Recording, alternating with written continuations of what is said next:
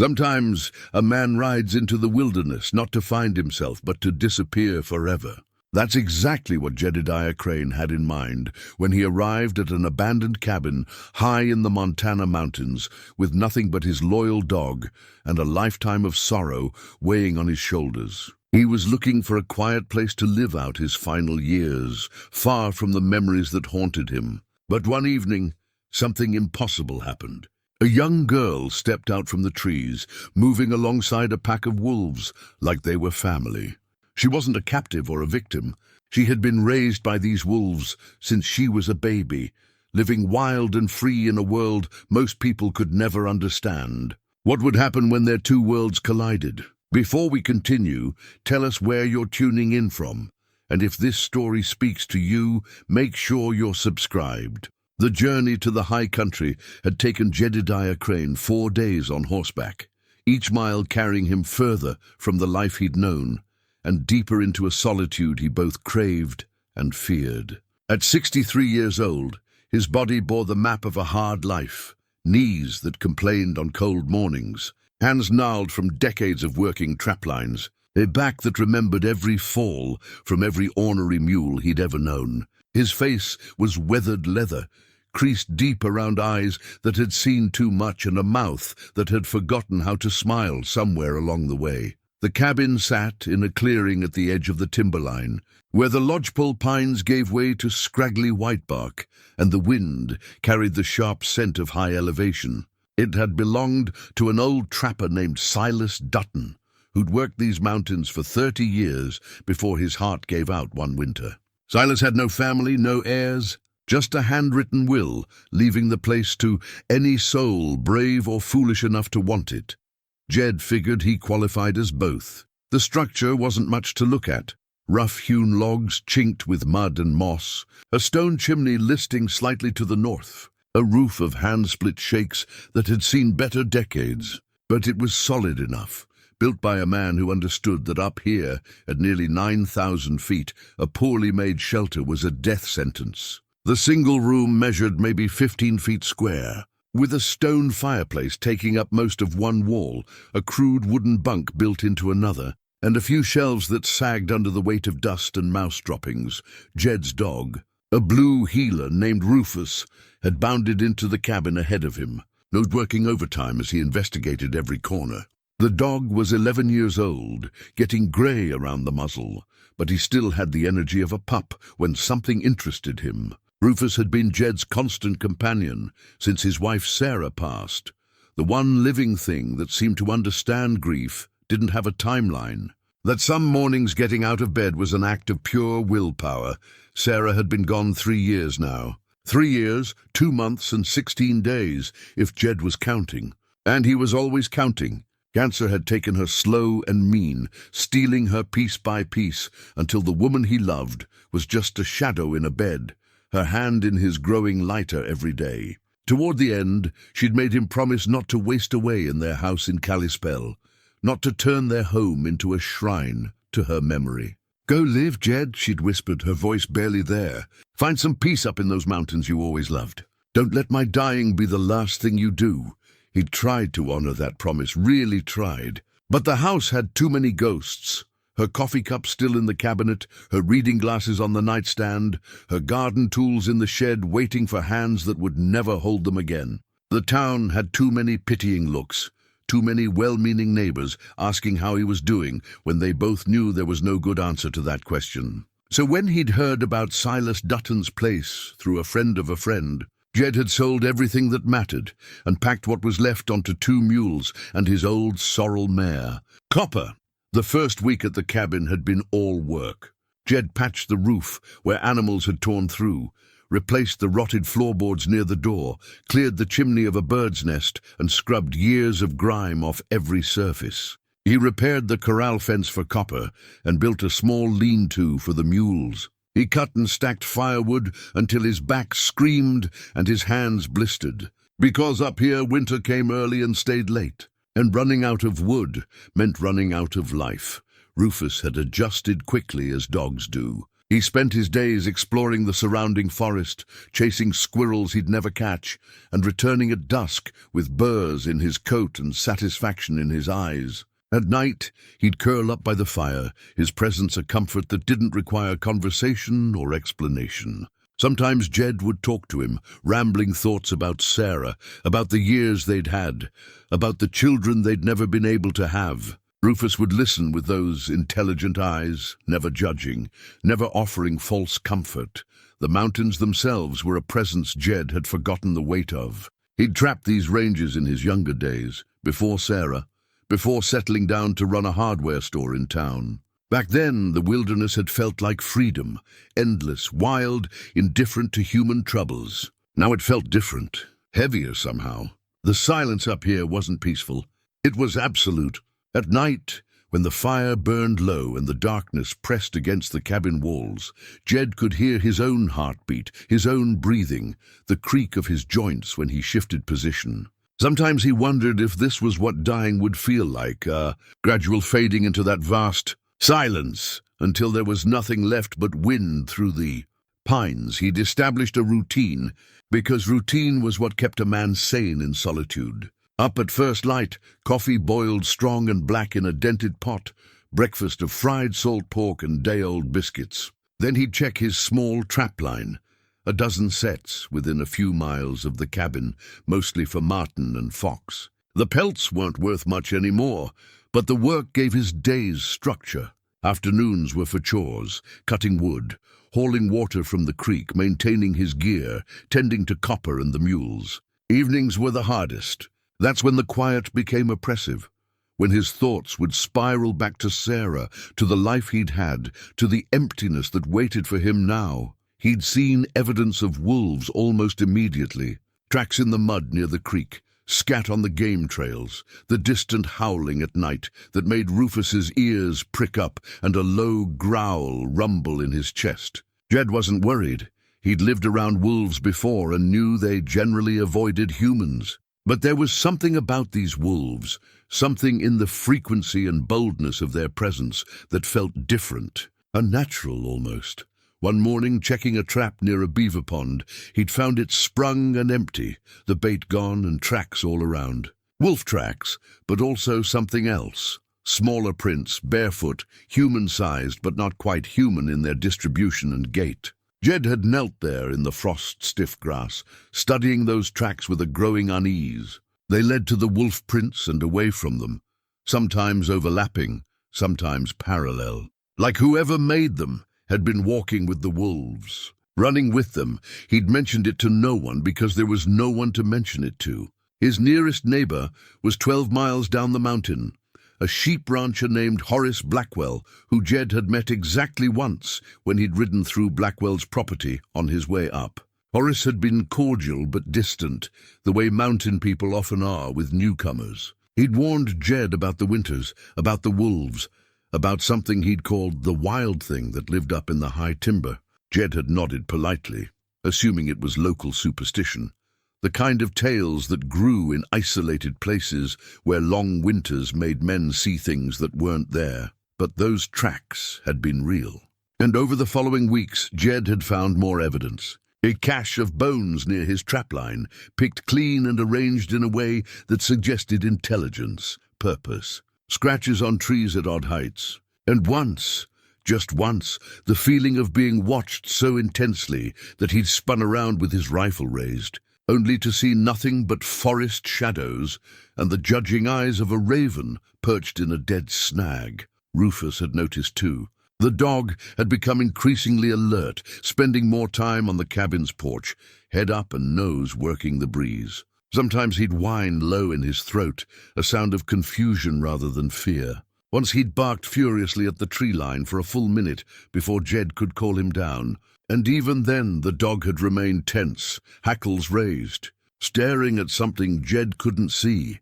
The cabin had one small window facing east, and Jed had taken to sitting there in the evenings, watching the light fade from the high peaks and the shadows pool in the valleys below. It was during one of these vigils, 3 weeks into his occupancy, that he saw them clearly for the first time. A pack of wolves emerged from the timber just after sunset, 7 of them, moving in that loose formation that wolves use when they're not hunting, just traveling. They were beautiful animals, big and rangy, their coats shading from silver grey to near black, moving with the confidence of creatures that owned this land long before humans had ever thought to claim it. And with them, moving as naturally as if she were part of the pack, was a girl. She was young. Jed guessed maybe 16 or 17, though it was hard to tell at that distance. She wore what looked like buckskin or leather, crude garments that covered her modestly but left her arms and legs mostly bare despite the evening chill. Her hair was long and dark, tangled with what might have been feathers or bones. She moved on all 4s sometimes, loping alongside the wolves with an easy grace, then rising to walk upright with a gait that was somehow both human and not. Jed had frozen, his coffee cup halfway to his lips, his breath caught in his chest. He watched until the pack and the girl disappeared into the darkening forest, and even then he sat motionless, trying to make sense of what he'd seen. A wild child, a feral human. The stories existed in frontier history, children lost or abandoned, raised by animals, becoming something in between. But they were always stories, legends, cautionary tales. Not real, not here, not now. That night he didn't sleep. He sat by the fire with his rifle across his knees and Rufus pressed against his leg, listening to the wolves howl their ancient songs in the darkness beyond his walls. The sound was closer than it had ever been, almost surrounding the cabin, and within it, Jed thought he could hear something else, a voice high and wild, that might have been human once, but had forgotten how to be. When dawn finally came, grey and cold with the promise of the first real snow, Jed stepped outside to find tracks everywhere. Wolf prints circled the cabin, the corral, the woodpile, and among them, those other prints, small, bare, human feet that had walked right up to his door, paused there, then retreated back into the wild. He spent that day in a fog of disbelief and wonder. Part of him wanted to dismiss what he'd seen, to chalk it up to failing light and an old man's imagination. But the tracks were real. The evidence was undeniable. Somewhere up in these mountains, a girl lived with wolves, had been raised by them, if the stories Horace had hinted at were true. And for some reason, she'd come to investigate him, the newest intruder in her territory. Jed found himself thinking about Sarah, about what she would have said. She'd always had a soft heart for strays, bringing home injured birds, feeding the neighborhood cats, volunteering at the children's home in town. "Everything deserves a chance, Jed," she'd say. "Everything deserves someone to see it, really see it, and care." He could almost hear her voice now, could almost feel her hand on his shoulder, urging him towards something he didn't quite understand yet.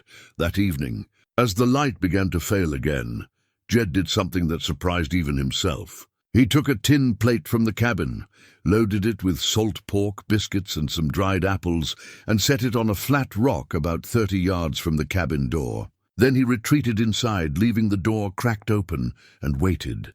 The wolves came as full dark settled. He could hear them before he saw them. The soft padding of feet, the occasional huff of breath, the click of claws on stone. Rufus tensed beside him but didn't bark, sensing perhaps that this moment required silence. Through the crack in the door, Jed watched as the pack approached the offering. They circled it, sniffed it, but didn't touch it. And then she appeared. The girl moved into the small circle of moonlight with a caution that was purely animal. She dropped to all fours, approaching the plate with her head low, testing the air. Then, with a quick movement that startled him, she snatched a piece of meat and retreated several steps, watching the cabin with eyes that caught the light and threw it back. Wolf eyes, almost in a human face.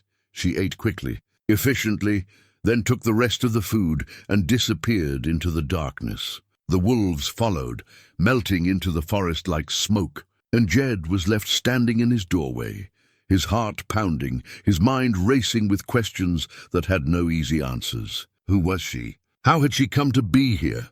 How long had she lived this way? And most troubling of all, what was he supposed to do about it? He didn't have answers that night, or the next, but something had shifted. The cabin no longer felt like a place to hide from the world, to wait out his remaining years in quiet grief. Suddenly, impossibly, it felt like the edge of a mystery that needed solving, a life that needed understanding, maybe even saving. And for the first time since Sarah had died, Jed felt something stir in his chest that wasn't just pain or regret. It was curiosity, purpose, the faint, fragile beginning of something that might, if he was careful, grow into hope. The pattern continued for 5 nights. Jed would set out food at dusk, always the same spot, always a mix of whatever he had on hand. The girl would come with her pack, always cautious, always quick. She'd take what she wanted and vanish back into the darkness. Jed never tried to approach, never made a sound. He simply watched and waited, learning her rhythms, her habits, the way she moved through the world. On the 6th night, everything changed. Jed had just placed the evening's offering, venison from a deer he'd brought down that morning, along with some pan bread still warm from the fire, when he heard something that froze his blood. Not the usual wolf howls, but something else. Gunfire, 3 sharp cracks echoing from down the mountain, maybe 2 miles distant, followed by men's voices raised in excitement. Rufus started barking, a frantic sound that spoke of danger sensed but not understood. Jed grabbed his rifle and stepped onto the porch, scanning the tree line. The voices were getting closer, crashing through the underbrush with none of the quiet grace of the wolves. Then he heard it, a yelp of pain, distinctly canine, followed by more shots. They were hunting the pack. The girl appeared at the edge of the clearing without warning, moving faster than Jed had ever seen her move. But this time she wasn't alone. She was dragging something. A wolf, one of the younger ones from the pack, blood matting its fur along its left haunch. The animal whimpered and struggled weakly, clearly in pain, but still alive. Behind her, 3 men burst from the trees. They were rough-looking types, dressed in worn canvas and leather, carrying rifles, and bearing the cocksure attitude of men who believed the wilderness belonged to them by right of firepower. The one in front, a barrel-chested man with a black beard shot through with grey, pulled up short when he saw Jed standing on the porch. "Evening," the man called out, his tone friendly enough but his eyes hard. "Name's Cutter. We're tracking a wolf pack that's been taking sheep from the valley. That girl there," he gestured with his rifle toward where the girl crouched protectively over the wounded wolf. "She's been living rough up here. We'll take her back down to town where she belongs, along with that wolf." Jed felt something tight and hot coil in his chest. The girl was staring at him now, her eyes wide and wild with fear and something else, a desperate, pleading look that seemed to say she understood exactly what these men represented: death, captivity, the end of the only life she knew. "The girl stays here," Jed heard himself say. His voice was calm, measured, but his hands tightened on his rifle. "And the wolf, too. This is my land, and they're under my protection." Cutter's smile didn't reach his eyes. "Now, old-timer, I don't think you understand the situation. That pack has killed sheep down in the valley. There's a bounty on them. And that girl, she's been lost for years. There's folks in Thornwood who've been looking for her. She's not property," Jed said quietly. "She's a human being, and she's not going anywhere." The 2 men flanking Cutter shifted their stances, their hands moving to their rifles. Jed recognized the signs. This was about to turn violent. "You're making a mistake, old man," Cutter said, his voice dropping low and dangerous. "We're 3-1. "Stand aside." Jed raised his rifle an inch, not quite aiming but making his intention clear. "First man who moves toward that girl or that wolf gets a bullet." The standoff held for a long moment, tension crackling in the air. Rufus was still barking. The wounded wolf whimpered. And the girl, she just watched Jed with those strange, wild eyes, as if trying to understand why this old man would risk his life for her. Then, from the forest behind the 3 hunters, came a sound that changed everything. A low, rumbling growl that seemed to come from everywhere at once. The rest of the pack emerged from the trees, 6 adult wolves spreading out in a loose semicircle behind the men. The hunters were now caught between Jed's rifle and a pack of wolves protecting their own. Cutter's face went pale. He glanced back at the wolves, then at Jed. "This ain't over," he finally spat. "We'll be back with more men." He gestured to his companions, and they began backing away slowly, keeping their rifles ready. The pack watched them go until the men had disappeared into the forest.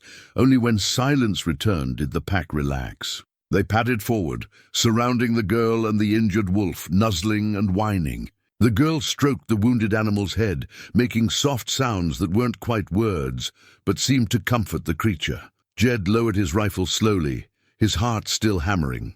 What had he just done? He'd threatened 3 armed men over a feral girl and a wild animal.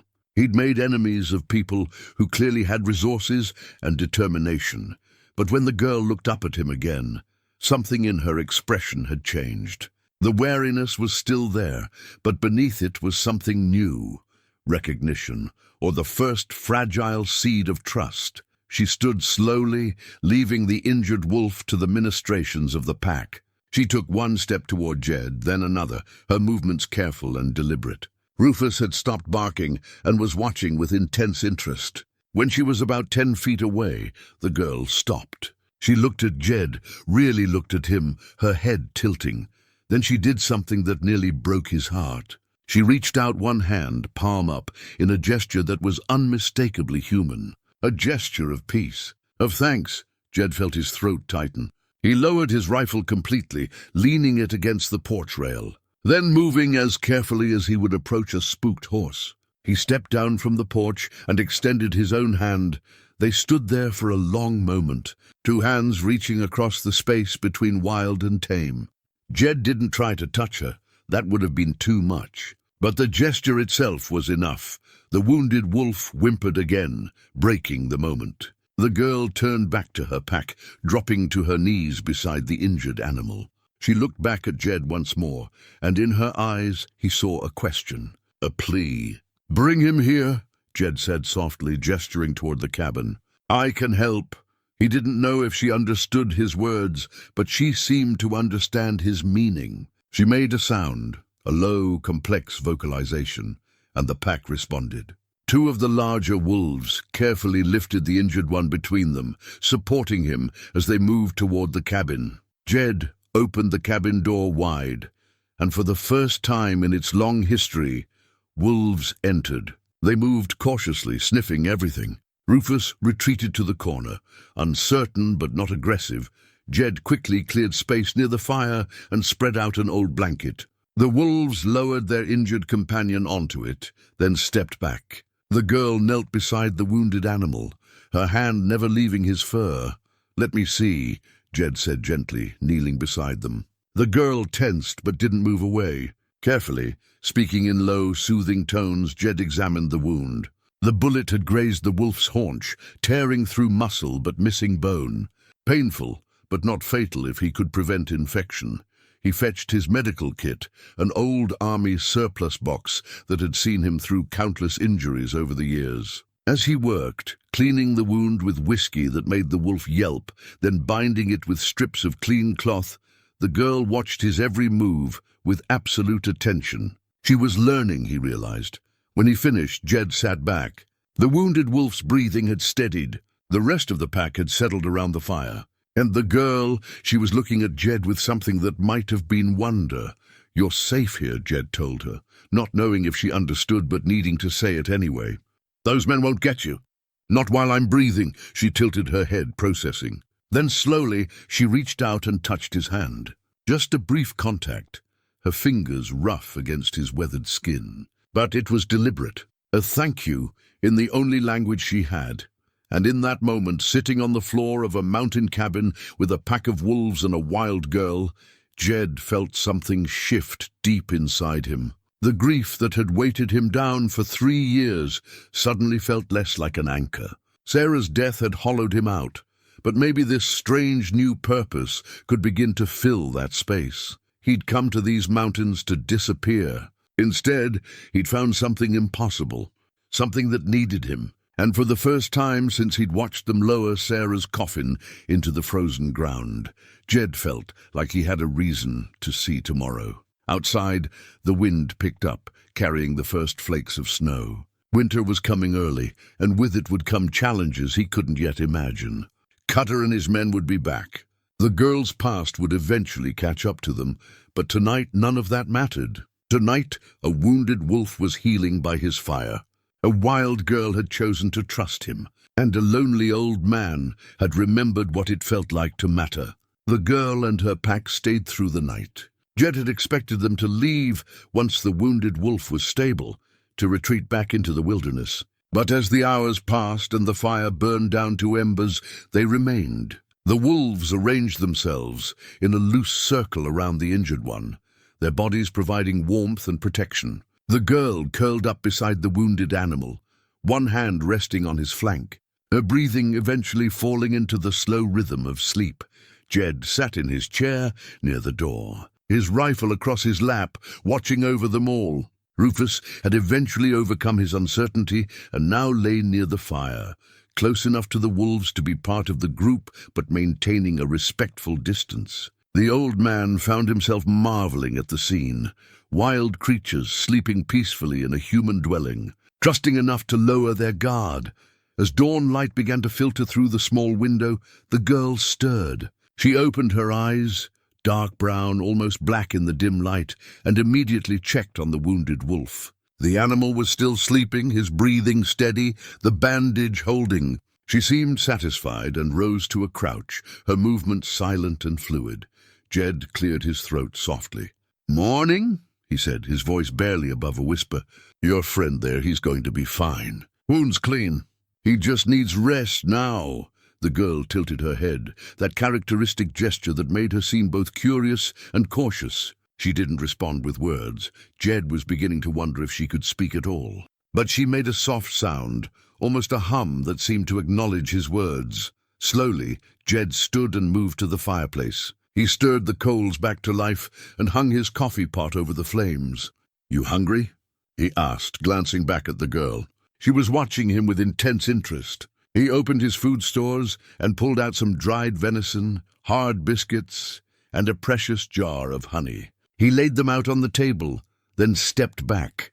The girl approached cautiously, moving on all fours. She picked up a piece of venison, sniffed it, then took a small bite. Her eyes widened slightly. She ate quickly, efficiently, tearing the meat with her teeth. But when she reached for the honey, something changed. She dipped her finger in it, tasted it, and made a sound that was unmistakably delighted, a small, breathy laugh that was so human it made Jed's chest tighten. "You like that, do you?" he said, unable to keep the smile from his face. "Honey special. Got that from a beekeeper down in Thornwood last fall." Over the next few days, a tentative routine developed. The girl and her pack would leave at dawn, disappearing into the forest for hours. Jed would tend to his trap lines, cut wood, maintain the cabin. But every evening, as the light faded, they would return. The wounded wolf was healing remarkably well, and by the third day he was putting weight on the injured leg, though he still limped. The girl began to linger longer each visit. She would sit on the porch steps while Jed worked nearby, watching him with that intense, studying gaze. Sometimes he would talk to her, rambling thoughts about the weather, about his day, about Sarah. He didn't expect her to understand, but the act of speaking seemed to put her at ease. On the fourth day, Jed tried something new. He'd been repairing a section of fence when one of the wolves, a large grey male that seemed to be the pack's leader, approached him. The animal stopped about 15 feet away, regarding Jed with intelligent yellow eyes. The old man froze, hardly daring to breathe. Then slowly he set down his hammer and extended his hand, palm down. The wolf watched him for a long moment, then took a step forward, then another, until he was close enough that Jed could feel the heat from his coat. The wolf sniffed his hand thoroughly, then allowed him to touch the top of his head. The fur was coarse and thick. The wolf tolerated the contact for perhaps 10 seconds before stepping back and trotting away. Jed released a breath he hadn't known he was holding.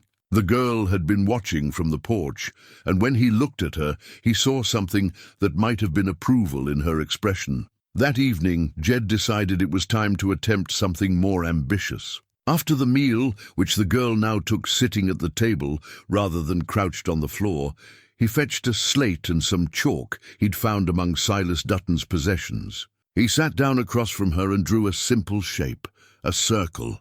"This is a circle," he said, tapping the slate. Then he handed her the chalk.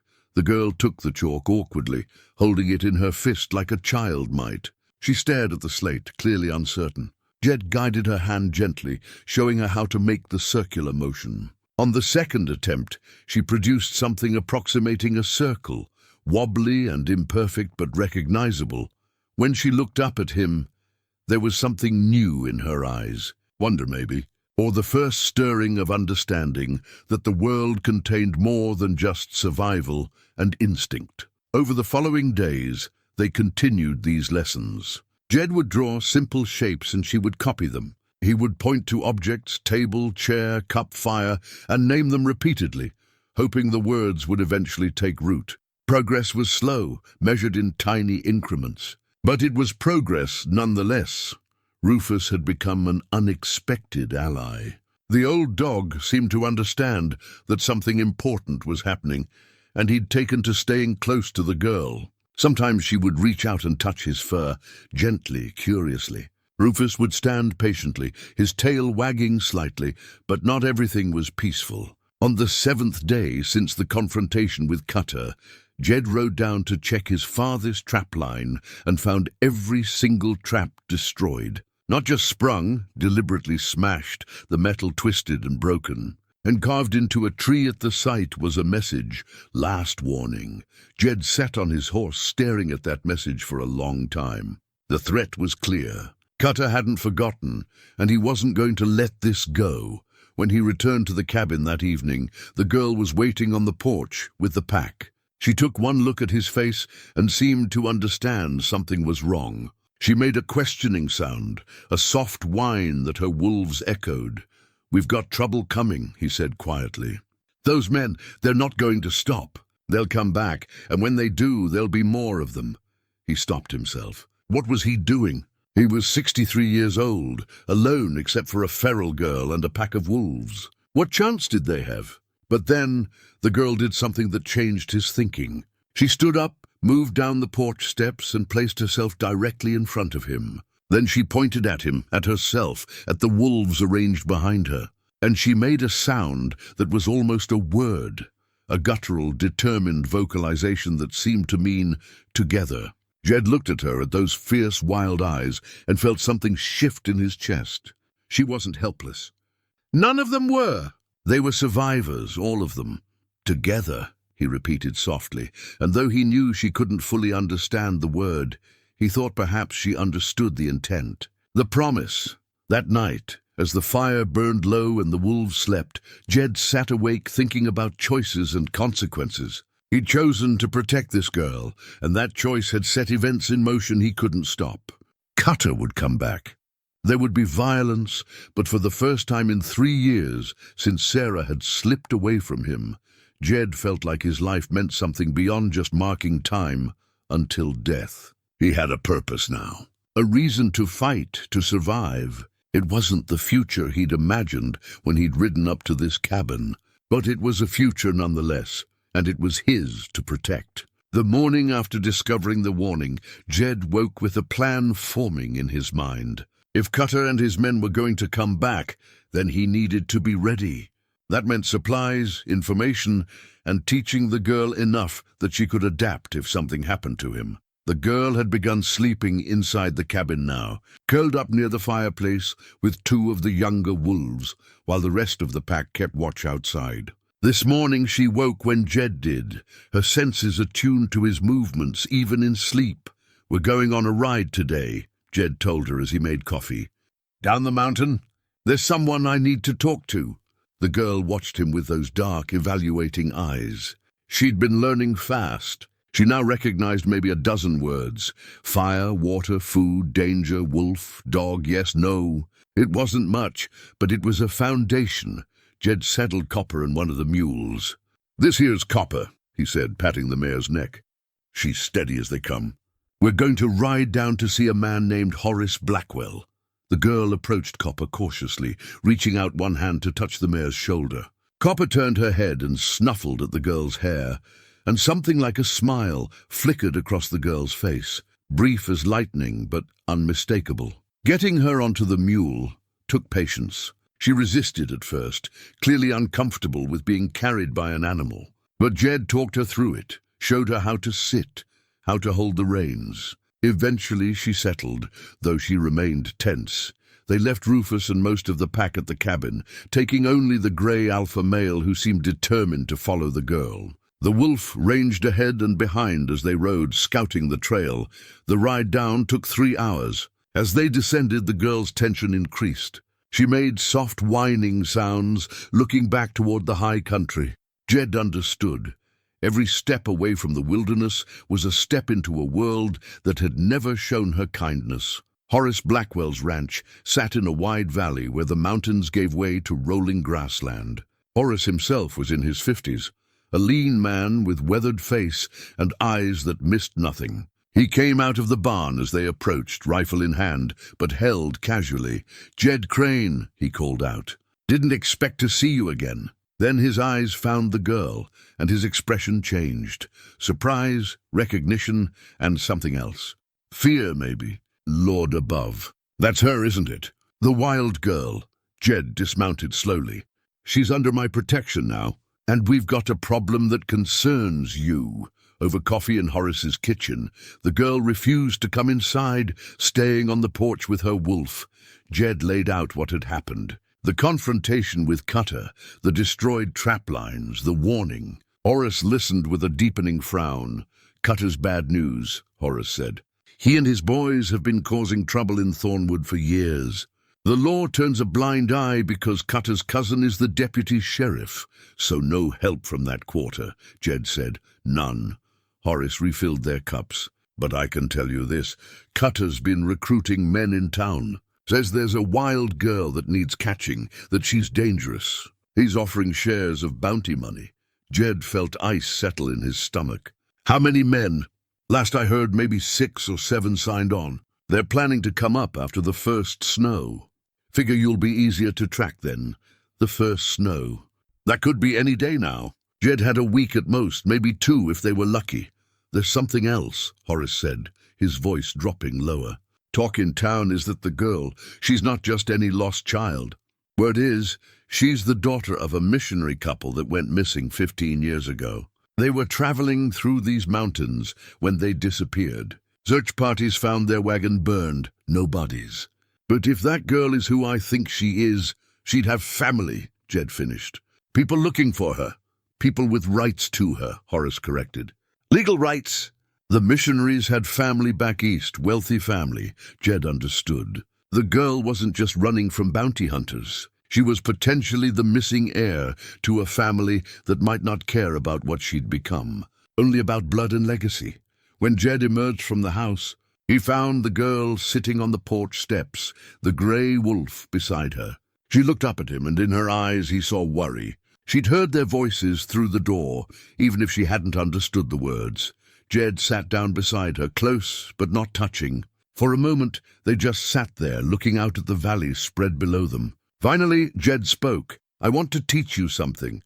He pulled out a small leather pouch and opened it to reveal a handful of coins. "These are called money. Humans use them to trade, to get things they need." The girl picked up a silver dollar, turning it over in her hands, studying the embossed eagle. "But up here," Jed continued, pointing back toward the mountains, "you don't need money. You need to know how to read the land, how to find food, how to stay hidden. You already know these things, but I need you to know both ways, the wild way and the human way, because the world's going to come for you one way or another, and you need to be ready." The ride back up the mountain was quiet. The girl seemed lost in thought, occasionally touching the silver dollar Jed had let her keep. The wolf ranged wider now, more alert, perhaps sensing the tension. As they neared the cabin, the rest of the pack emerged from the trees to greet them. The girl slid off the mule and immediately dropped to all fours, moving among her wolves, touching them, making soft sounds. She was telling them something, Jed realized. Telling them about the danger coming. That night, Jed began preparations in earnest. He cleaned and oiled both his rifles, checked his ammunition stores, counted out what he had. Enough for a sustained fight, but not a long one. He reinforced the cabin door and shutters, and he began teaching the girl in earnest, not just words now, but concepts. Danger, hide, run, fight, stay, come. She learned with frightening speed, her mind sharp and adaptable. Within 3 days, she could follow simple commands, could understand basic warnings. She started making sounds that were almost words, rough, guttural approximations that showed she was trying to bridge the gap between wolf and human speech. But the most remarkable change was in her relationship with the wolves. When he demonstrated defensive positions around the cabin, she turned and made a series of sounds to the pack. The wolves responded, moving to the positions he'd indicated, learning them. She was preparing them too, preparing them for war. On the 10th day since the warning, the first snow fell. Not a light dusting, but a serious snowfall that laid down 4 inches by morning. The girl stood on the porch watching it fall, her expression unreadable. Jed wondered if she understood what this snow meant. That time was running out. That cutter would come soon. Soon, he said quietly. They'll come soon. The girl looked at him, then reached out and took his hand. Just for a moment. Then she released it and whistled, a sharp, clear sound that brought the pack running. Together, girl and wolves disappeared into the falling snow. Jed returned to his preparations, but his mind was heavy. Everything he'd built here, the fragile trust, the small progress, all of it was about to be tested, maybe destroyed. He wondered if he'd made a terrible mistake, but then he remembered Sarah's words. Everything deserves a chance. Everything deserves someone to see it and care. He'd made his choice. Now he'd live with it, or die with it. Either way, he wouldn't be alone. The snow continued for 3 days, transforming the high country into a pristine white wilderness that was both beautiful and treacherous. Jed watched it accumulate with growing dread. Every inch that fell was another advantage for Cutter. Tracks would be impossible to hide, movements easy to follow, but the girl seemed to thrive in the snow. She moved through it with an ease that defied logic, her bare feet somehow impervious to the cold. She taught the wolves new patterns, new routes through the drifts, creating escape paths and fallback positions. On the 4th morning, the sky cleared to a brilliant blue. Jed stood on the porch when he saw something that made his breath catch. Smoke, a thin column rising from the forest about 2 miles down the mountain. Someone had made camp within striking distance. They're here, he said quietly. The girl appeared in the doorway moments later, the grey alpha beside her. She followed his gaze to the smoke, and her whole body went rigid. Jed turned to her. Those men, they're dangerous. They have guns and they know how to use them. If they get close, you run. You and the pack, you run deep into the high country. You understand? The girl's face hardened. She made a sound, a low, guttural vocalization that meant no. Then she pointed at him, at herself, at the cabin. Together, all right then. But we do this smart. No heroes, no unnecessary risks. Over the next hours, Jed positioned supplies at strategic points, ammunition, water, medical supplies. The girl directed the wolves to positions in the surrounding forest, creating a perimeter that would give them advance warning. She'd also begun doing something that fascinated Jed. Using a sharp stick, she'd drawn in the snow near the cabin, not random marks, but a crude map. The cabin in the center, the creek to the east, the game trail to the south, and marks that represented the wolves, positioned like sentries. She was thinking strategically, planning like a general. You're smarter than anyone gives you credit for, Jed said, studying her map. That afternoon, one of the younger wolves came racing back, whining urgently. The girl immediately went tense, making sounds to the pack. Within seconds, all the wolves had melted into the forest, invisible. Only the alpha remained, pressed low near the cabin. Jed grabbed his rifle and took position at the window. Then he saw movement. 3 men, maybe 400 yards out, working their way up through the trees. They were being cautious, using cover, but they'd made a mistake.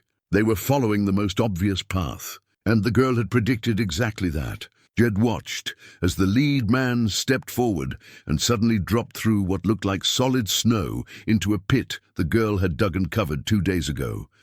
The man's shout echoed through the clear air. His companions rushed forward, and that's when the wolves struck. Not attacking, the girl had been clear about that, just harassing and frightening. The pack burst from cover on 3 sides, snarling and snapping but staying just out of reach. The men fired wildly, bullets hitting nothing. One man went down, slipped on ice in his panic, his rifle flying from his hands. The wolves pressed the advantage, circling, creating the illusion of being surrounded by dozens. Then, as quickly as they'd appeared, the wolves vanished. The men were left in disarray, one still in the pit, one weaponless, all of them shaken. After a heated discussion, they retreated back down the mountain. Jed released a breath he hadn't known he was holding. The girl appeared beside him at the window, and when he looked at her, he saw something fierce and satisfied in her expression. "That'll make them cautious," Jed said, "which buys us time. But it'll also make them angry. That night they didn't light a fire." The girl and her wolves huddled together for warmth, and after some hesitation, Jed joined them. It was strange, lying there surrounded by wild animals, but also oddly comforting. In the darkness, the girl reached out and found his hand. She held it for a long moment. Her way of saying thank you the next day brought a change in tactics. Instead of a direct approach, Cutter's men tried to draw them out. They positioned themselves in the forest and fired occasional shots toward the cabin. Not trying to hit anything, just making noise, creating pressure. Jed ignored it. He kept the girl inside, kept her busy with lessons. He'd progressed to teaching her letters now. A, B, C. She learned them quickly, her finger tracing the shapes, her mouth forming sounds that were slowly becoming words. On the 3rd day of the siege, the shots stopped. The forest went quiet. It was more unnerving than the harassment had been. Jed watched from the window, scanning the tree line, but saw nothing. Then Rufus started growling, a low, continuous sound. The old dog was staring at the back wall, and Jed suddenly understood. They were trying to come through the roof. He grabbed his rifle and moved to the center of the cabin, aiming upward. Sure enough, he heard scraping sounds, the creak of weight on old shakes. They were trying to pull apart the roof. The girl heard it too. She made a sharp sound, and suddenly wolves were on the roof, snarling and snapping. Men shouted in alarm. There was a scuffle, the sound of bodies sliding on snow-covered shakes, a scream that cut off abruptly, then silence again. Minutes passed. Finally, Jed heard voices retreating through the forest, carrying someone who was moaning in pain. The wolves had driven them off again, but this time there'd been blood. When he finally opened the door to check, he found claw marks on the roof's edge and a trail of blood drops in the snow leading away. One of Cutter's men had been badly mauled. The girl stood beside Jed, looking at the blood trail. Her expression was complicated. Not satisfaction exactly, but a kind of grim acceptance. This was the cost of protection. "They'll be back," Jed said quietly. "And next time they'll come in force. They'll bring everyone they've got and try to end this all at once." The girl looked up at him, and in her eyes he saw understanding. The real fight was still ahead. That night, as they prepared for what tomorrow might bring, the girl did something she'd never done before. She spoke. Not a wolf sound, not a grunt or growl, but a word. Rough and unpracticed, but unmistakably human. "Jed," she said, pointing at him. Then she pointed at herself and made a questioning sound. Jed's throat tightened. She was asking for a name. Her name. Something that would make her more than just the girl. He thought for a moment, then remembered something Sarah had once said, talking about baby names they'd never gotten to use. "Luna," he said softly. "Your name is Luna. It means moon. Like the moon that's guided you all these years." Luna repeated the word. "Luna." Then she pointed at him. "Jed." And she smiled, really smiled, for the first time since he'd known her. In that moment, despite everything, despite the danger, the coming violence, Jed felt something like hope. This girl was finding her way back to humanity. And maybe he was finding his way back too. The naming changed something between them. Luna became more present, more engaged with the human world Jed was trying to teach her. She repeated words constantly now, testing them on her tongue. Water, fire, snow, wolf, home. Each word was a small victory, a piece of her humanity reclaimed, but Jed knew their time was running short. It had been 2 days since the roof attack, 2 days of eerie quiet from the forest below. Cutter was regrouping, planning. The silence was heavy with threat. On the morning of the 3rd day, Jed made a decision. He couldn't just wait for the attack to come. He needed to understand what they were facing. "I'm going to scout their camp," he told Luna, pointing down the mountain. "You stay here. Keep the pack close. If I'm not back by sunset, you take the wolves and head deep into the high country." Luna's face darkened. She grabbed his arm, shaking her head. "No," she said. "Jed, no, I have to," he said gently. "We need to know what's coming." He took only his rifle and knife, moving through the forest with practiced silence. The snow had crusted over, making it easier to move quietly. He worked his way downhill, using cover, stopping frequently to listen. Cutter's camp was larger than expected. 8 men, maybe 9, gathered around 2 fires. They'd set up a proper base, tents, supplies, a makeshift corral. These men were prepared for an extended campaign. Jed settled behind a fallen log, watching. The men were organized, disciplined. Cutter moved among them, giving orders, and they responded with military efficiency. Then Jed saw something that made his blood run cold. 3 new men had arrived, leading pack mules loaded with equipment. Among that equipment were long metal tubes, dynamite. The plan became clear as he listened. They would surround the cabin, set charges at the foundation, then detonate them all at once. The cabin would collapse, killing or trapping anyone inside. Clean, efficient, and brutal. Jed began backing away slowly, careful not to make sound. He was maybe 50 yards from camp when his boot came down on a hidden branch. The crack echoed like a gunshot. "There!" someone shouted. "In the trees!" Jed ran. Behind him, men crashed through the forest. Bullets whipped through branches around him. His old legs protested, his lungs burned, but he didn't slow down. A wolf's howl split the air, the grey alpha, somewhere ahead. Then another howl and another. The pack had heard the gunfire and was coming. They understood. The pack materialized like grey ghosts, flowing past Jed toward his pursuers. He heard men shouting, more gunfire, snarling. The sounds of pursuit faded. Jed didn't stop until he reached the cabin. Luna was on the porch, Rufus beside her, both tense and ready. When she saw Jed, relief flooded her face. She rushed down, checking him over, making worried sounds. "I'm all right," Jed panted. "But we've got a problem. A big one." Inside, he explained what he'd seen. The numbers, the organization, the dynamite. Luna listened intently, her expression growing darker. When he finished, she was quiet, processing. Then she stood and moved to her snow map. She stared at it, thinking hard. Finally, she began drawing new marks, new positions. She was adapting their defenses, but Jed knew the truth. No amount of clever positioning would stop dynamite.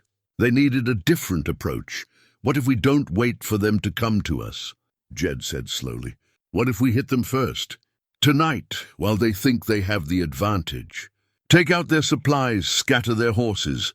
Luna looked at him, her eyes sharp and calculating. Then she nodded slowly. "Yes," she said. She understood a raid, a reversal of roles. Instead of prey, they would become predators. They spent the afternoon planning. Jed would go in on foot, using darkness and stealth. He'd target the dynamite first. Luna and the pack would create diversions, draw attention away, then extract him when the job was done. It was risky, reckless even, but it was better than sitting in the cabin waiting to be blown apart. As darkness fell, Jed made his preparations. He blackened his face with charcoal, dressed in dark clothing, checked his weapons. Luna watched him with worry. When he was ready, she approached and placed something in his hand, the silver dollar he'd given her. "Luna," he protested, but she closed his fingers around it, holding his hand between both of hers. "Jed," she said softly. "Come back!" His throat tight. Jed nodded. "I will. I promise." The descent through the dark forest was treacherous. Jed moved by feel and memory, every sense straining. The wolves ranged ahead, invisible scouts marking the safe path. When he reached the edge of Cutter's camp, he found chaos. Luna had already begun her diversion. Wolves circled the camp, howling that eerie, spine-chilling sound. The horses were panicking. Men were shouting, firing into darkness. Jed used the confusion. He slipped through the perimeter until he reached the supply tent. Inside, he found crates marked with warning symbols. The dynamite.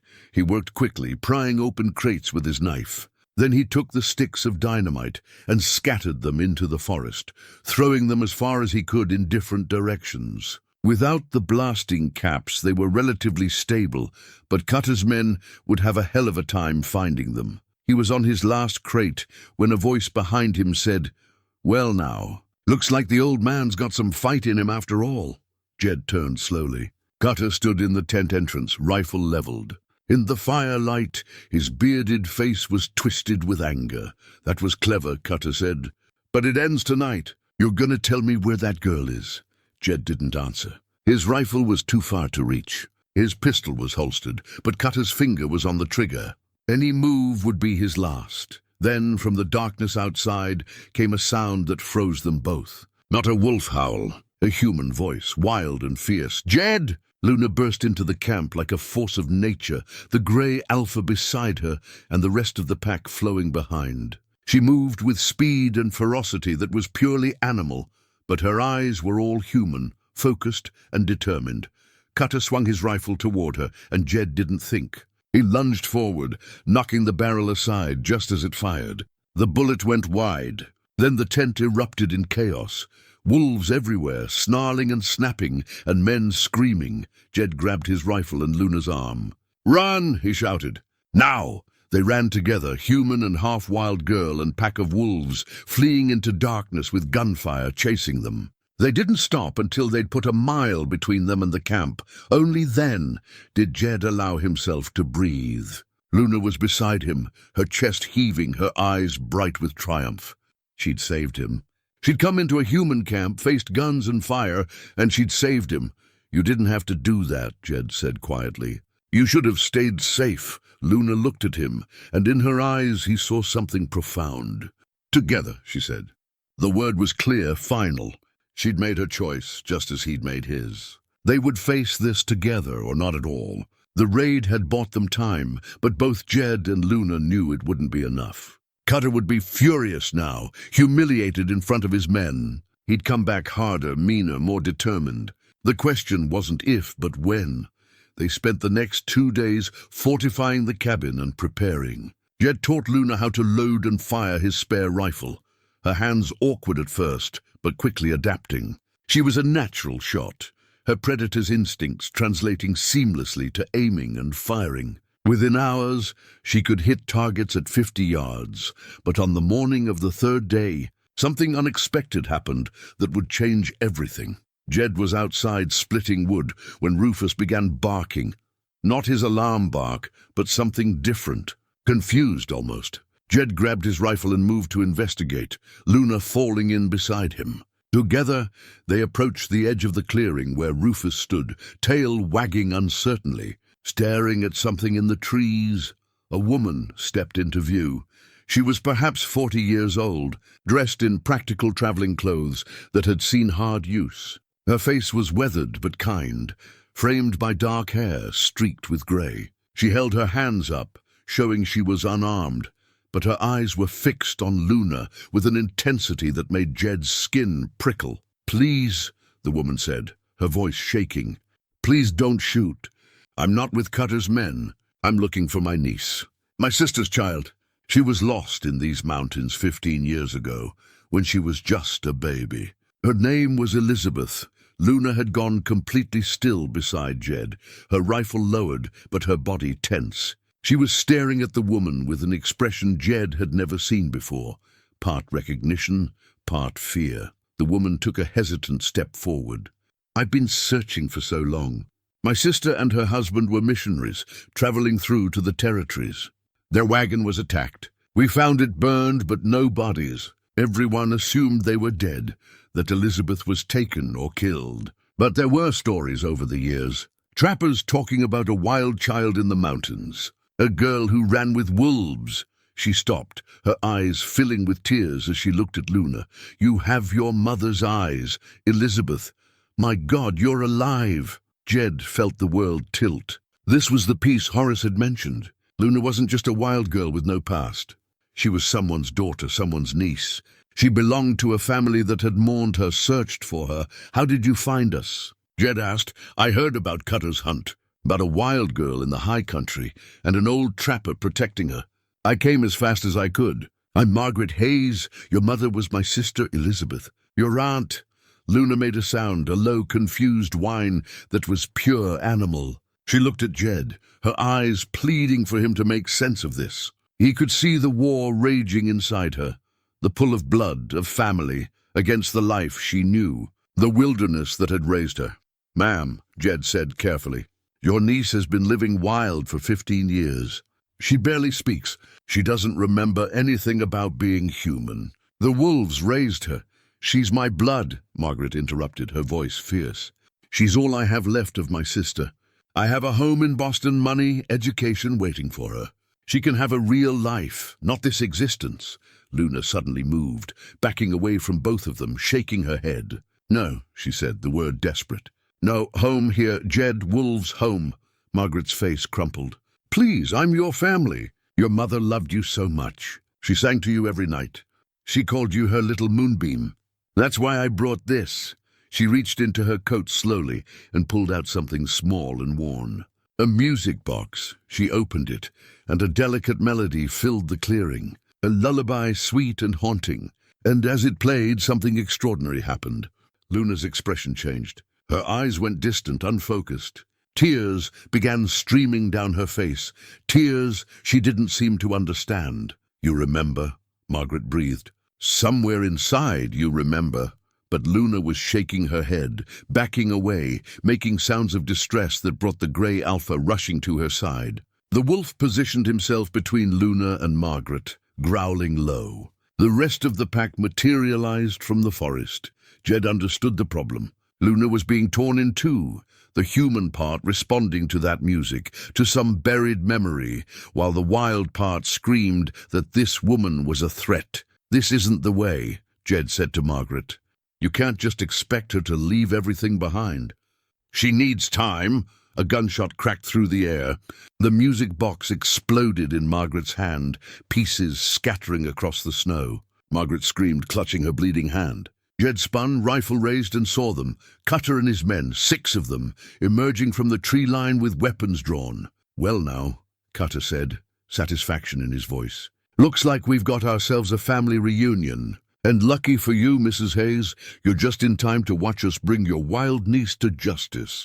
Jed's mind raced. They'd been distracted by Margaret's revelation, let their guard down. Cutter must have been tracking her, using her as bait.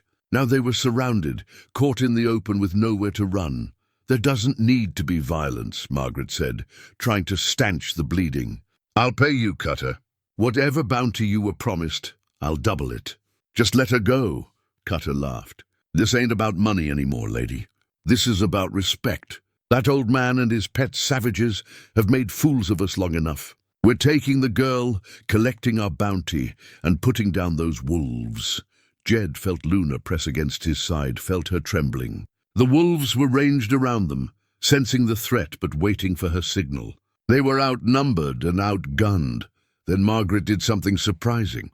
She stepped forward, placing herself between Cutter's men and Luna. "No," she said firmly. "I came to find my niece, and I'm not leaving without her. But I'm not letting you hurt her either. That girl is the last piece of my sister I have left. She's family, and family protects family." Nobody moved. Cutter looked genuinely confused. "Lady, you're either brave or stupid," Cutter said. "Either way, you're in the way." "Then you'll have to go through me," Margaret said quietly.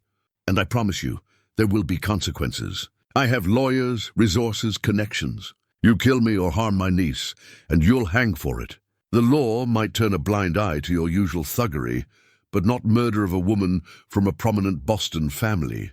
Jed saw the calculation in Cutter's eyes. The man was weighing whether the satisfaction of revenge was worth the legal complications Margaret was threatening.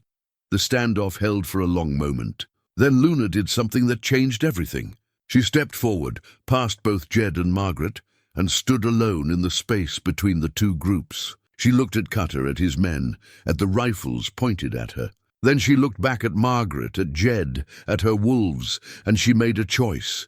She pointed at Cutter and his men. Then she pointed at herself and made a gesture, a clear, unmistakable offer. She was offering herself in exchange for everyone else's safety. She would surrender if they would leave Jed and Margaret and the wolves alone. "No!" Jed shouted, moving toward her. "Luna, no!" But she held up a hand, stopping him. "Jed," she said, tears in her eyes, but her voice steady. "Family, protect family." She'd learned that from him. She'd learned about sacrifice, about protecting those you love. And now she was using that lesson to save him. Margaret was crying openly. "Elizabeth, no, please." But Luna was already walking toward Cutter, her hands raised in surrender. The wolves howled, a sound of loss and grief and fury, but Luna made a sharp gesture, and they stayed back. She wouldn't let them die for her. Cutter grinned, triumph on his face. "Now that's more like it. Come on then, girl." As Cutter's men moved forward to take Luna, Jed felt something break inside him. He'd failed. He'd promised to protect her, and now she was being taken from him. But as Luna passed by Margaret, something extraordinary happened. The wild girl reached out and took the older woman's uninjured hand, squeezing it gently. Then she said something, just 2 words, rough and unpracticed, but clear enough. "Aunt Margaret," she remembered. Somewhere deep inside, beneath the wild exterior, a little girl named Elizabeth still existed. And she was reaching out, trying to bridge the impossible gap between the life she'd lived and the life she'd lost. Margaret sobbed, clutching Luna's hand. "Yes," she breathed. "Yes, sweetheart. I'm your Aunt Margaret." Then Cutter's men were pulling Luna away, binding her wrists, leading her toward the forest. The wolves howled, Rufus barked frantically, and Jed stood frozen, watching the girl he'd come to love like a daughter disappear into the trees. But even as despair threatened to overwhelm him, something else stirred in his chest. Luna had made her choice to protect them. Now it was his turn. He'd let her go once. He wouldn't let her go twice. This wasn't over, not by a long shot. The moment Cutter and his men disappeared into the forest with Luna, Jed's paralysis broke. He turned to Margaret, who was still clutching her bleeding hand, tears streaming down her face. "How long have they been tracking you?" he demanded. "I don't know. Maybe since I left Thornwood. I hired a guide, but he disappeared 2 days ago. I thought he just abandoned me. But if Cutter found him first, he used you," Jed said, his voice hard. "Led you right to us, knowing we'd drop our guard. Damn it." He looked at the forest where Luna had vanished. "We're going after her now. We." Margaret looked at him with surprise. "I thought you were you barely know her." "I know her better than anyone," Jed said quietly. "And she's family now, my family. Same as she's yours." He moved toward the cabin. "Can you ride?" "Yes, but my hand—" "I'll bandage it." "We don't have time for anything fancy." Jed was already moving, his mind shifting into a mode he hadn't accessed in decades. The tactical thinking of a younger man who'd fought in the Mexican War, who'd survived battles and ambushes and desperate situations. That man was still in there beneath the grief and the years, and he was waking up now. Inside the cabin, Jed worked quickly, cleaning and binding Margaret's wounded hand while explaining what they were up against. "Cutter's got 6 men, maybe 7. They're well armed and they know this country. But they've also got a prisoner to guard and manage, which slows them down. And they don't know about the wolves." "The wolves," Margaret repeated. "They'll follow her, won't they?" "Count on it." Jed finished the bandage and began loading supplies into his pack. Ammunition, dried food, water, medical supplies, rope. Everything they might need for a rescue that could go a dozen different ways. The pack won't let her go without a fight. "And neither will I." He pulled out a second rifle and handed it to Margaret. "You know how to use this?" She took it, checked the action with practiced ease.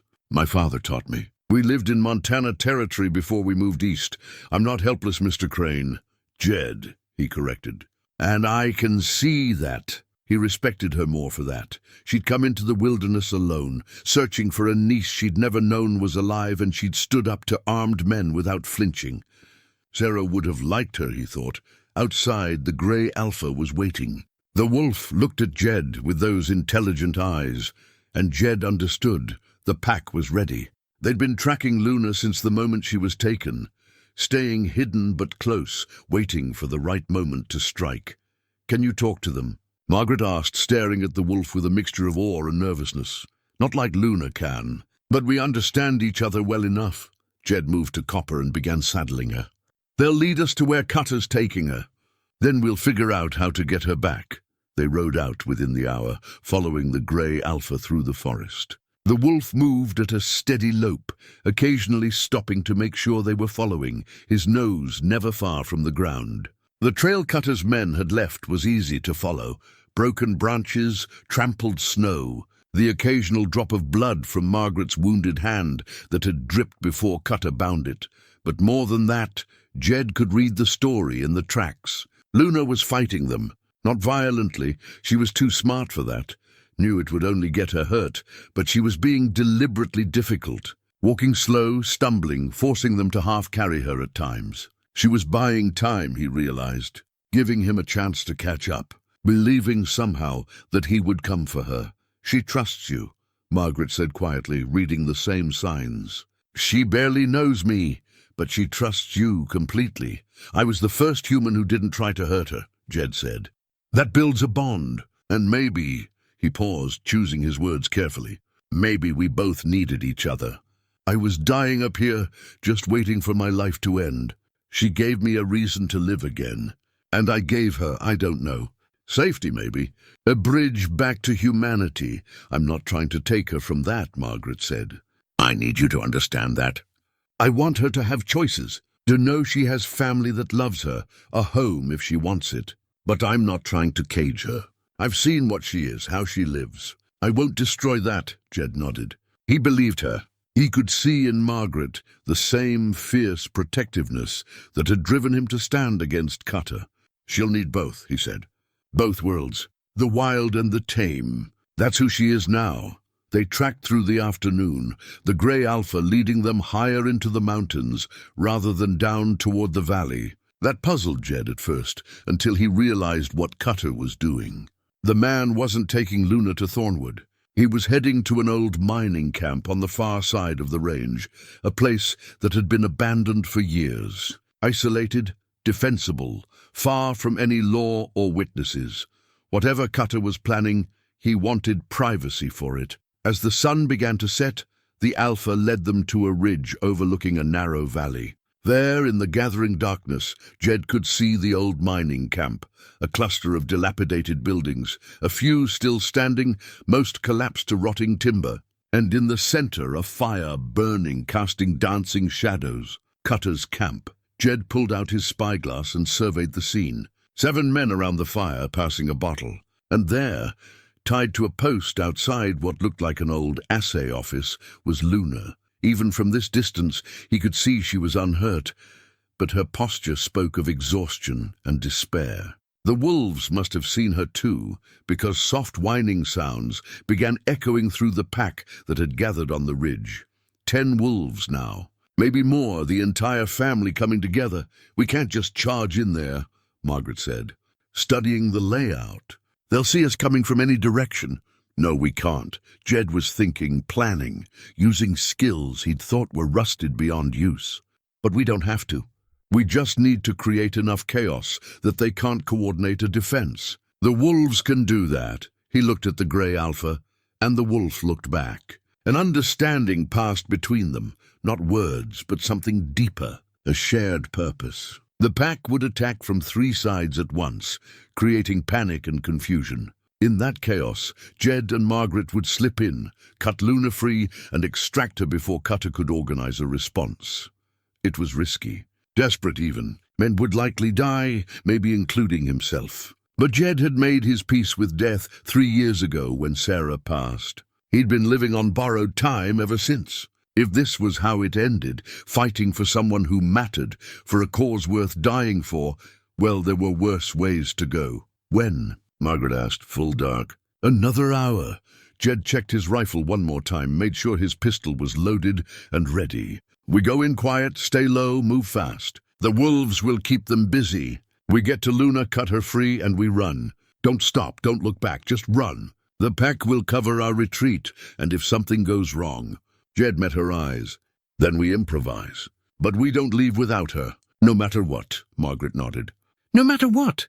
They waited as darkness fell, watching the camp below. The men grew louder as the bottle passed around, their vigilance slipping with each drink. Jed counted that as a small blessing. Drunk men made mistakes, got sloppy, but they were also unpredictable, potentially more violent. He watched Luna, saw her testing her bonds, working at the ropes with a patience and persistence that was purely wolf. She was trying to free herself, hadn't given up hope. That gave him strength. As the last light faded from the sky and stars began emerging overhead, Jed turned to the grey alpha. He pointed at the camp, made a sweeping gesture that encompassed the 3 directions of attack he'd identified. The wolf watched him, head tilted, processing. Then it turned to the pack and made a series of sounds. Not howls, but something more complex. Communication. The pack split into 3 groups, each moving to a different position around the camp. They were coordinating, Jed realized with awe. Luna had taught them tactics, strategy, how to work together in ways wolves didn't normally operate. She'd made them more than a pack. She'd made them an army. They're ready, Margaret whispered, checking her rifle one final time. So are we. Jed looked at the woman beside him, a stranger just hours ago, now an ally in a desperate fight. Thank you, he said quietly, for caring about her, for being willing to fight for her. She's family, Margaret said simply. That's what family does. The grey alpha looked back at Jed, waiting for the signal. Jed took a deep breath, felt his heart steady, felt the old combat calm settle over him, that strange clarity that came before violence, when everything slowed down and sharpened into crystal focus. He raised his hand, held it there for 1 heartbeat, 2, then dropped it, and the night exploded into chaos. The wolves hit from 3 sides at once, their howls shattering the quiet like breaking glass. Men shouted in alarm, scrambling for weapons. The fire scattered as bodies crashed through it. Gunfire erupted, muzzle flashes lighting the darkness like lightning, and in the midst of it all, Jed and Margaret moved like ghosts, slipping down the ridge and into the camp, heading for the spot where Luna was tied, their entire world narrowing to one objective: get to her. Get her free, get her home. The real fight was just beginning. The chaos was absolute. Wolves everywhere, shadows moving with deadly purpose, their snarls creating terror that sent Cutter's men into blind panic. Jed had seen men face combat before. Some held their nerve, others broke. These men were breaking. One of Cutter's men fired wildly, hitting nothing. A wolf darted in, snapping at his legs, driving him backward into another man. They went down in a tangle. Another man was backed against a building, swinging his rifle like a club as 2 wolves circled him. Through it all, Jed and Margaret moved low and fast, using buildings for cover. Jed's heart hammered, not from fear, but from the clarity that came when only the mission mattered. Get to Luna. They were 20 yards from where she was tied when Cutter stepped into their path. The man's face was twisted with fury, his rifle aimed at Jed's chest. I should have known. You just couldn't leave it alone, could you, old man? Let her go, Cutter, Jed said. This is done. You've lost. Take your men and walk away. Lost! Cutter laughed bitterly. That girl's worth $200 to the right buyers. Folks in the territories pay good money for curiosities like her. Put her in a show, teach her tricks. The casual cruelty ignited something hot in Jed's chest. Over my dead body. That can be arranged. The shot came from Jed's left, Margaret firing before Cutter could. The bullet took Cutter in the shoulder, spinning him around. He went down hard, clutching the wound. That's for the music box, Margaret said coldly, already moving past him toward Luna. Jed followed, covering their backs as Margaret reached Luna and began sawing at the ropes with her knife. Luna held perfectly still, her eyes scanning the chaos, tracking threats. Behind them, Cutter struggled to his feet, reaching for the pistol at his belt with his good hand. Jed turned, and their eyes met. Then a grey shape exploded from the darkness, the Alpha launching himself at Cutter with pure fury. They went down together, rolling through scattered fire. Jed! Margaret shouted. "She's free!" Luna was up, rubbing her raw wrists. She saw the alpha struggling with Cutter and threw back her head, letting out a howl, not quite wolf, not quite human, carrying command and urgency. The pack responded instantly. The alpha released Cutter and bounded toward Luna. The other wolves broke off their attacks, racing to converge on their leader. Within seconds, they were moving as one unit, flowing toward the camp's edge. "Go!" Jed shouted to Margaret. "Follow them! I'll cover you!" Margaret ran after Luna and the wolves. Jed stood his ground, rifle raised, scanning for threats. Cutter was down, wounded. 2 of his men were injured, the others scattered and disoriented. They'd come expecting an easy capture, not a war. Jed began backing toward the edge of camp. He was almost clear when he heard the click of a hammer being cocked. "Not so fast, old man." A wiry man with a scarred face had recovered his rifle and was aiming it at Jed's chest. His hands were steady, his stance professional. "This one was a killer. You cost us a lot tonight," the man said calmly. "I figure that's worth at least 1 bullet." Jed calculated his chances. His rifle was pointed the wrong direction. His pistol was holstered. He'd never make it in time. This was it, the end he'd been half expecting. At least Luna was safe. But before the man could fire, something small and fast crashed into him from the side. Rufus, loyal, aging Rufus, had his teeth sunk deep into the man's leg. The shot went wild, the bullet whining past Jed's ear. The man screamed, trying to shake off the dog, but Rufus held on with determination. Jed didn't waste the opening. He swung his rifle around and fired, the bullet taking the man in the leg. The man collapsed, and Rufus finally released, limping back to Jed's side. The old dog was panting hard, favoring his right leg, but his tail wagged. "Good boy," Jed said, his voice rough with emotion. "Good boy, Rufus. Let's get out of here." They ran together through the darkness, following the sounds of wolves ahead. Behind them, the mining camp was devastation. Scattered fires, wounded men, ruined plans. Jed didn't look back. He found Margaret and Luna waiting in a stand of trees about a quarter mile from camp. Luna rushed to him, wrapping her arms around him in a fierce hug. Her whole body trembled, not from fear, but from relief. She pulled back and looked at him. "Jed," she said, thick with emotion. "Jed's safe. I'm safe," he confirmed. "We're all safe." Margaret was reloading her rifle with shaking hands. "Is it over?" she asked. "For tonight," Jed said. "But we need to keep moving. Put distance between us and them. Gutter's hurt, but wounded animals are the most dangerous kind. We need to be long gone before morning." They traveled through the night, pushing hard despite exhaustion, putting as much distance as possible between themselves and the mining camp. The wolves ranged ahead and behind, alert for pursuit. Luna moved between her 2 worlds with fluid ease, sometimes on 2 legs beside Jed and Margaret, sometimes on all 4s running with the pack. Jed's body was screaming at him.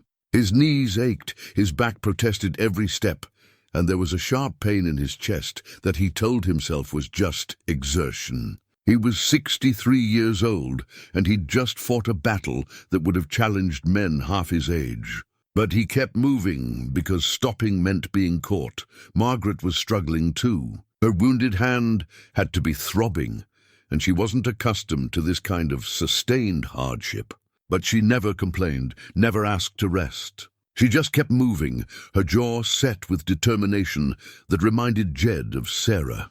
As dawn began to paint the eastern sky, they reached a small box canyon with a narrow entrance, defensible and hidden. Jed had discovered it weeks ago while checking trap lines. "Here," he said, his voice hoarse. "We'll rest here. The wolves can watch the entrance. We'll be safe for a few hours." They collapsed inside the canyon, all of them, humans and wolves alike, too exhausted to do anything but breathe. Luna immediately went to check on each member of her pack, examining them for injuries. 2 of the younger wolves had minor wounds from the fight. Nothing serious, but enough that they needed attention. Jed watched as Luna tended to her family with remarkable gentleness. She used techniques he'd taught her, cleaning wounds with snow, applying pressure, combined with wolf behaviors of licking and nuzzling. She was truly both now, he realized. Not human trying to be wolf, or wolf trying to be human, but something unique. Something beautiful.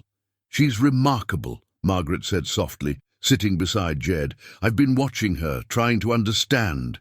She's not what I expected. Not damaged or broken, just different. Whole in a way I didn't think was possible." "She's had to be," Jed said. "The wilderness doesn't forgive weakness. She survived because she's strong, adaptable, intelligent." Margaret was quiet for a moment. "Then what happens now? After we're safe, what happens to her?" Jed had been avoiding that question. "That's not my choice to make. It's hers. But she's still a child. She's 16, maybe 17 years old," Jed interrupted gently. "And she's been making her own choices for most of those years. We can offer her options, show her possibilities. But we can't cage her. We can't force her into a life she doesn't want." "I don't want to cage her," Margaret said, her voice thick with emotion. "I just want her to know she has a home, a family, that she doesn't have to be alone." "She's not alone," Jed said, gesturing at the wolves. "She never was. But I understand what you mean. And I think there's a way for her to have both. Your world and this one." Luna finished tending to the wolves and came to sit with them. She looked exhausted, her face smudged with dirt and smoke, her clothes torn, but her eyes were clear and steady. She'd been through a crucible tonight and come through it stronger. She looked at Jed, then at Margaret, then reached out and took both their hands, joining them together in her own. It was a deliberate gesture, symbolic. She was choosing both of them, both worlds. "Family," she said, the word clear and certain. Then she pointed at the wolves. "Family." She pointed at Jed. "Family." She pointed at Margaret. "Family." Her hand moved to encompass all of them, human and wolf, wild and tame. "All family." Margaret's eyes filled with tears.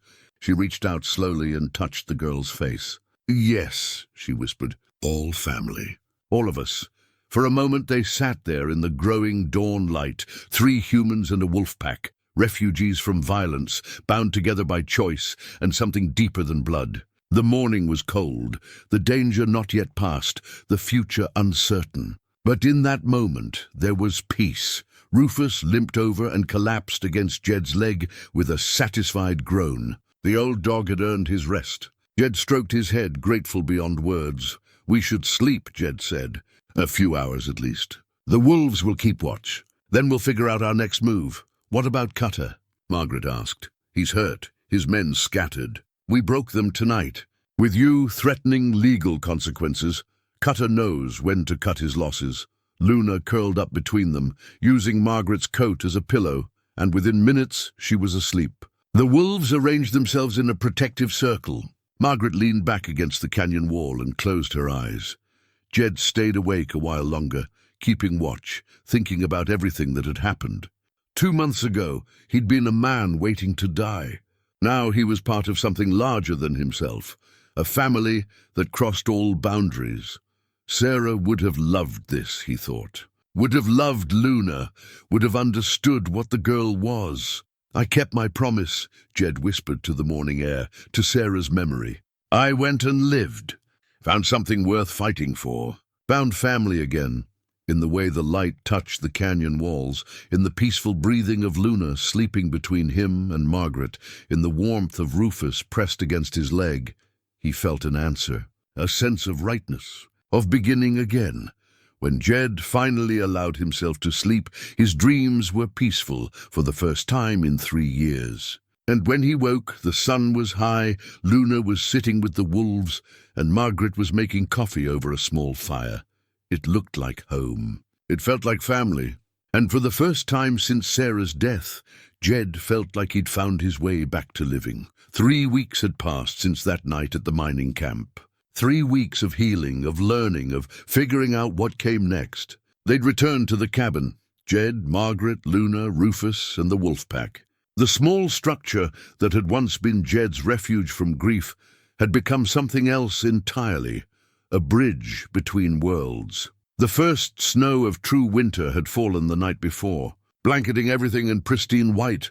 Jed stood on the porch, coffee in hand, watching Luna work with the wolves in the clearing. She was teaching them something, and the pack followed her lead with absolute trust.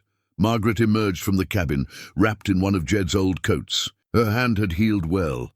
though she'd carry a scar from where Cutter's bullet had destroyed the music box.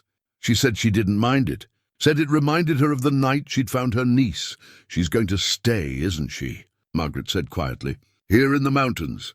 Part of the time, Jed said. She's agreed to spend winters down in Thornwood with Horace Blackwell's family.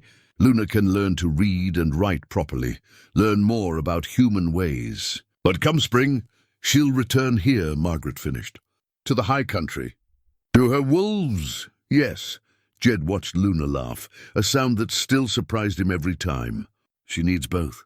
The wild keeps her strong, keeps her who she is. But she needs the human world too. It's not one or the other anymore. It's both. Margaret was quiet for a moment. Then I'm going to buy property near Blackwell's ranch. Build a house there. A place where she can come whenever she wants, where the wolves are welcome. I can't take her back to Boston, I see that now. But I can bring Boston's resources here. Jed smiled. Sarah would have liked you. She always believed there was more than one way to be family. I wish I could have met her. Me too. Jed's chest tightened, but it was the good kind of ache now. But in a way, she's part of all this. She taught me that everything deserves a chance, that everything deserves someone to see it and care. Luna noticed them watching and waved. She said something to the pack, and they settled into resting positions while she jogged over to the porch. Jed, she said, her vocabulary expanding daily. Margaret, come. Want to show you something. They followed her into the forest, Luna leading with sure steps, the grey alpha beside her. They walked for perhaps 20 minutes until they reached a small clearing that opened up to reveal a view of the entire valley below. In the distance, smoke rose from Thornwood. Behind them, the high peaks where the wolves roamed free. Luna pointed at the valley. Human world, she said. Then she pointed at the peaks. Wolf world. Finally, she pointed at the clearing where they stood. Luna world. Both. Together. It was the most complex thought Jed had heard her express, and it was perfect. She understood exactly what she'd become. Not human, not wolf, but something new. Something that belonged to both worlds. Yes, Jed said, his voice thick. Luna world. Both together. Margaret knelt down, so she was at eye level with Luna. Your mother would be so proud of you. She loved these mountains. She loved the wild things. She would understand what you've become. Luna reached into the leather pouch she wore around her neck and pulled out two objects. One was the silver dollar Jed had given her, worn smooth from handling. The other was a small piece of the music box, a fragment showing part of a woman's face, her mother's face. She held them both up, one in each hand. Jed family, she said, indicating the coin. Margaret family, she said, holding up the porcelain fragment. Luna keep both, always. Margaret pulled Luna into a hug, and this time Luna didn't stiffen or pull away. She hugged back, her arms wrapping around her aunt with strength and certainty.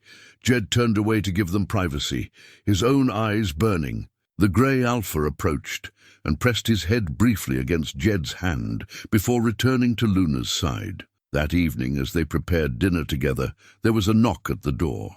Horace Blackwell stood outside, hat in hand. Heard you folks were back, he said. Wanted to let you know, Cutter and his boys cleared out. Went south. Won't be bothering anyone in these parts again. Good, Jed said. Come in, have some coffee. Over coffee and dinner they finalized the plans. Luna would spend winters at the Blackwell Ranch, learning and growing, with the understanding that she could return to the high country whenever she needed. The wolves would be welcome on Blackwell's land. Margaret would build her house and split her time between Montana and Boston. She'd set up a trust for Luna's education and future, but the money was Luna's to use as she saw fit. Not a leash to control her, and Jed would stay in his cabin, working his trap lines, living the life he'd come here to find. But it wouldn't be a life of solitary grief anymore. It would be a life of purpose, of family, of knowing that come spring, a wild girl and her wolves would return, and he'd be there waiting. As evening drew to a close and Horace headed back down the mountain, Jed stood on the porch one more time, looking up at the stars. Luna came to stand beside him, the grey alpha on her other side. Jed, Luna said eventually. Thank you. For see Luna, for care, Jed's throat was too tight to speak, so he just put his arm around her shoulders. She leaned into him, this girl who'd been raised by wolves, who'd learned to be human without losing her wild heart. "Thank you," he said finally, "for giving an old man a reason to live again." They stood there under the stars, surrounded by family, both human and wolf, in a cabin at the edge of the wilderness where two worlds met. Jed thought of Sarah, of the promise he'd made to her, of the journey that had brought him here. He'd come to these mountains to die. Instead, he'd learned to live. And in teaching a wild girl about humanity, he'd rediscovered his own. Somewhere in the distance, a wolf howled, not a sound of loneliness, but of belonging, of home, and Jed, for the first time in 3 years, felt completely at peace.